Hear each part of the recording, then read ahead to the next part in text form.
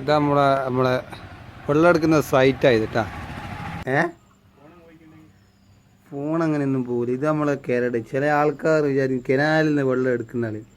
ഇത് സംഗതി എന്ന് വെച്ചാൽ വിനോദൻ്റെ അടുത്ത് ശുദ്ധ കിണറായത് അയാളുടെ വീട്ടിലേക്ക് വെള്ളം എടുക്കുന്നത്. എന്നാ നിങ്ങൾ പറഞ്ഞേ?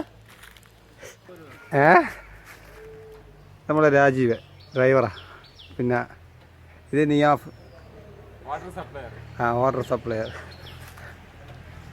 പിന്നെ ഇത് ഇപ്പോൾ 2 ടാങ്ക് ഉണ്ട്. പിന്നെ 4 8 ഒരു ട്രിപ്പിന് 8 ടണ്ണ് 16 ടണ്ണ് വെള്ളം ഒരു ദിവസം നമ്മൾ സപ്ലൈ ചെയ്യുന്നുണ്ട്. പിന്നെ എന്നിട്ട് കിരട് മട്ടേ ഡ്രൈവർക്ക് എന്തെങ്കിലും പറയുണ്ടാവും.